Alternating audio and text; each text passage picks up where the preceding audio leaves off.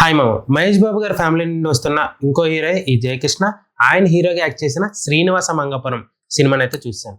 Teasers, trailers ఇవన్నీ చూసిన తర్వాత ఆయన యాక్టింగ్ మీద బోల్డ్ అండ్ ట్రోల్స్ అయితే పడ్డాయి. బట్ సినిమా చూసిన తర్వాత ఆయన యాక్టింగ్ మీద బాగానే చేశారు. అండ్ యాక్షన్ కొరియోగ్రఫీ, యాక్షన్ మాత్రం చాలా బాగా చేశారు. అండ్ కొత్తగా పరిచయమైన రాషా టాడాని యాక్టింగ్ కూడా బాగుంటుంది. ముందుగా స్టోరీ ప్లాట్ విషయానికి వస్తే మాత్రం స్టోరీ చాలా సింపుల్ గా ఉంటుంది మామ. అంటే తిరుపతికి వచ్చిన మన శ్రీను మంగ అనే ఒక అమ్మాయిని ప్రేమిస్తారు.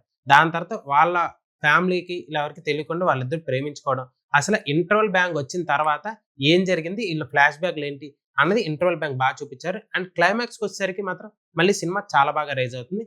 ఇంటర్వల్ తర్వాత వచ్చిన సెకండ్ హాఫ్ మాత్రం చాలా డ్రాగ్ ఫీలింగ్ అవుతుంది. అక్కడ పర్టికులర్గా జరిగే లవ్ సీక్వెన్స్, లవ్ స్టోరీ కూడా అంత ఎఫెక్టివ్గా అయితే అనిపించదు. అండ్ ముందుగా యాక్టర్స్ పర్ఫార్మెన్స్ విషయానికి వస్తే మాత్రం కొత్తగా చేసిన ఇద్దరు బాగానే యాక్ట్ చేసిన మోహన్ బాబు గారి క్యారెక్టర్ మాత్రం చాలా బాగుంటుంది. బట్ ప్రాబ్లం ఏంటంటే ఆయన క్యారెక్టరైజేషన్ మనకి రాయలసీమ రామన్న చౌదరి మూవీ చూసాం కదా, ఆ టైప్ ఆఫ్ క్యారెక్టరైజేషన్ లో ఉంటుంది. బ్యాలక్ ఏంటంటే అలాంటి సినిమాల్లోనే ఆయన క్యారెక్టరైజేషన్ చూసి ఎంత బాగా మనం బాగుంటాయి, ఆయన యాక్టింగ్ బాగుంటుంది అనుకుంటాము. ఈ సినిమాలో స్క్రీన్ ప్రెసెన్స్ చాలా తక్కువ ఉంటుంది. బట్ యాక్టింగ్ ఉన్న డెప్త్ కానీ ఆ క్యారెక్టరైజేషన్ కానీ చాలా హై క్యారెక్టరైజేషన్ అయినా కూడా స్క్రీన్ ప్రెసెన్స్ తక్కువ ఉండడం వల్ల మన అంత ఆయన యాక్టింగ్ మీద అంత ఎఫెక్టివ్గా అయితే అనిపించుకోలేం. బట్ ఉన్నంతలో మాత్రం ఆయన బాగానే యాక్ట్ చేశారు. అండ్ వికే నరేష్ గారు కానీ, బ్రహ్మాజీ గారు కానీ వాళ్ళ క్యారెక్టర్స్ ఉంటాయి. కామెడీ స్కోప్ ఉన్నా కూడా కామెడీ అంతగా పర్ఫెక్ట్గా అయితే పండదు. రిమైనింగ్ యాక్టర్స్ అన్ని బాగానే యాక్ట్ చేశారు. అండ్ ముందుగా చెప్పుకోవాల్సి వస్తే మాత్రం డైరెక్టర్ అజయ్ భూపతి గారు. ఆయన ఫస్ట్ తీసిన లవ్ స్టోరీ RX 100 ఎంత బ్లాక్ బస్టర్ హిట్టో మనందరికీ తెలిసిందే. దాని తర్వాత ఆయన మహాసముద్రం అన్న సినిమా తీశారు, అది కొంచెం ఫ్లాప్. దాని తర్వాత మళ్ళీ మంగళవారంతో హిట్ కొట్టారు. ఈ సినిమా కూడా ఆయన ఎక్కువగా ట్విస్ట్, టర్న్స్ అలాంటి టైప్ ఆఫ్ మూవీస్ తీస్తూ ఉండడం వల్ల ఆ ఎక్స్పెక్టేషన్ తో సినిమాకి వెళ్తే ఇది కొంచెం డిసప్పాయింట్ అయితే అవుతుంది. బట్ మనకి ఎప్పటి నుంచో చిన్న రూమర్ అయితే ఉంది, ఈ సినిమా కథ ముందుగా అఖిల్ గారికి చెప్పారని చెప్పి. అఖిల్ గారు ఈ సినిమాని రిజెక్ట్ చేసిన తర్వాత ఇది జయకృష్ణ గారి దగ్గరికి వెళ్ళడం, ఇప్పుడు శ్రీనివాస మంగపురం సినిమా రిలీజ్ అవ్వడం తెలిసింది. అండ్ అఖిల్ గారు ఇంతకుముందు లెనిన్ సినిమా బ్లాక్ బస్టర్ హిట్ అనే విషయం తెలిసింది. ఈ సినిమా మాత్రం అంత బ్లాక్ బస్టర్ హిట్ అయితే కాదు.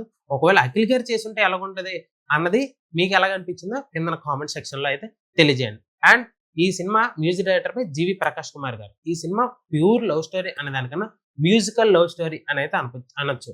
ఎందుకంటే ప్రతి పావుగంటకి ఒక సాంగ్ అయితే వస్తుంది. కొన్ని సాంగ్స్ ప్లేస్మెంట్స్ గా బాగానే ఉన్నా, ఆ సాంగ్స్ వినడానికి బాగానే ఉన్నా, రిమైనింగ్ కొన్ని సాంగ్స్ అయితే మాత్రం మనకి ఫస్ట్ అన్ని జూక్ బాక్స్ లో రిలీజ్ చేయకపోవడం అనుకుంటా కొత్తగా వినడం వల్ల ఆ సాంగ్స్ పెద్ద ఎఫెక్టివ్ గా అయితే అనిపించదు. ఫస్ట్ సాంగ్ బాగుంటది, అలెల సాంగ్ అయితే బాగుంటది, అండ్ మంగ సాంగ్ బాగుంటది. రిమైనింగ్ సాంగ్స్ కూడా అంత ఎఫెక్టివ్ అయితే అనిపించదు. బట్ ఆయన బాగా చేసిన మాత్రం బ్యాక్గ్రౌండ్ మ్యూజిక్ సినిమాకు బ్యాక్ బోన్ అయితే అనుకోవచ్చు. మోహన్ బాబు గారు వచ్చిన సీక్వెన్స్ అవనివ్వండి, యాక్షన్ బ్లాక్స్ దగ్గర వచ్చే సీక్వెన్స్ అవన్నీ, ప్రతి దగ్గర సగం సీన్స్ ఎలివేట్ అవ్వడానికి జీవి ప్రకాష్ కుమార్ గారే మెయిన్ అసెట్. అంత బాగా మ్యూజిక్ ని డిజైన్ చేసుకున్నారు, బ్యాక్గ్రౌండ్ మ్యూజిక్ ని డిజైన్ చేశారు. అండ్ ఈ cinema one of the producer present అయిన సి అశ్విని దత్ గారు.